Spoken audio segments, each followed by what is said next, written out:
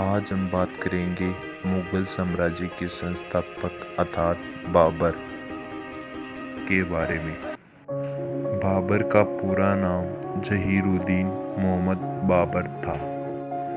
इनका जन्म फारगाना घाटी, जो आज तुर्कमेनिस्तान में है, वहाँ 23 फरवरी 1483 में हुआ।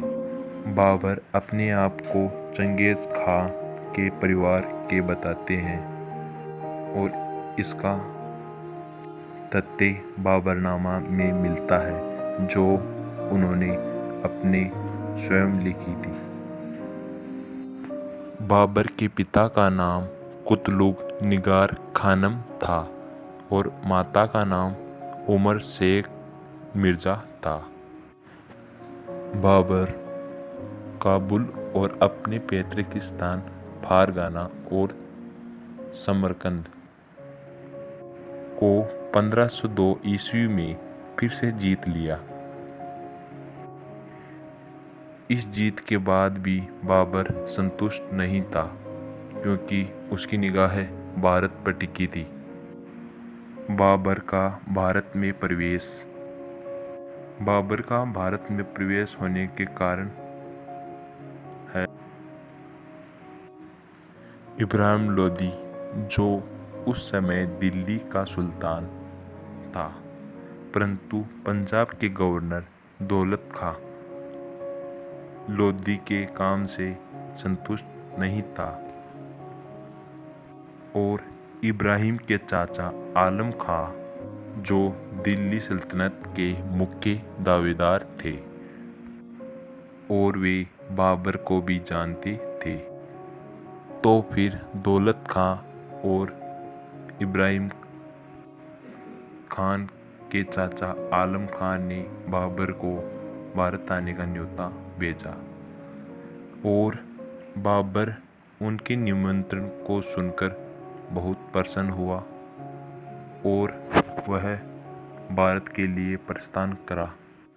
बाबर अपनी बची हुई सेना को लेकर भारत पहुंचा और दिल्ली के किले तक पहुंच गया।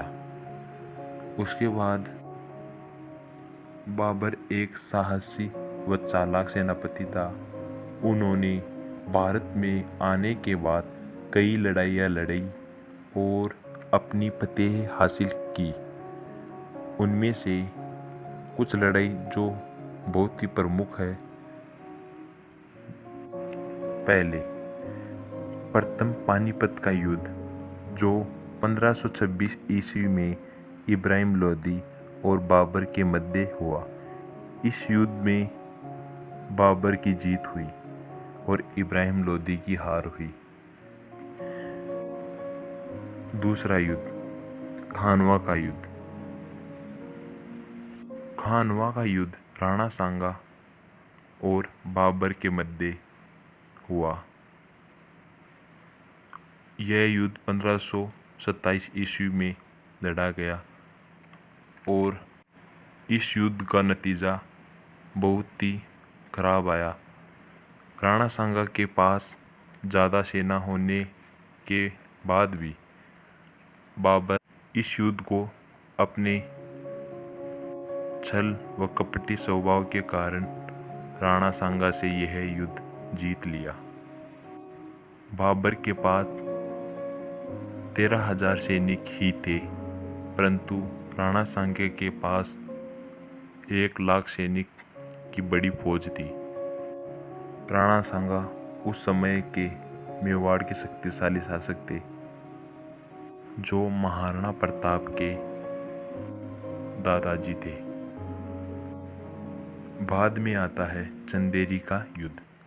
चंदेरी का युद्ध बाबर व मेदिनी राय के मध्य हुआ।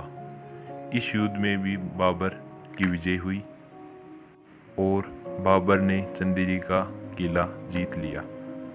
बाद में घाघरा का युद्ध को अफगान और बाबर के मध्य हुआ। इस युद्ध में भी बाबर ने विजय हासिल की और अपनी परचम फहराया। इस प्रकार से बाबर ने दिल्ली की राज सिंहासन पर बैठकर संपूर्ण भारतवर्ष पर राज करने का निश्चय किया और अनेक स्थानों को जीतकर मुगलिया सल्तनत का हिस्सा बनाया। इनकी इच्छा यह थी कि संपूर्ण भारतवर्ष पर राज करना, जो इनके पुत्र अकबर ने पूरी की थी। बाबर की कुल 11 पत्नियां और 20 पुत्र व पुत्रियां थी। इनका ज्येष्ठ पुत्र हुमायूं आगे उत्तराधिकारी बना। बाबर की मृत्यु 26 दिसंबर 1530 में आगरा में इनकी मृत्यु हो गई और उनको काबुल में दफनाया गया, जो आज अफगानिस्तान में है। तो आज हमने मुगल सल्तनत के पार्ट फर्स्ट में बाबर की संपूर्ण जीवनी के बारे में बताया है। इसके आगे हम मुगलिया सल्तनत पार्ट सेकंड हुमायूं के बारे में चर्चा करेंगे।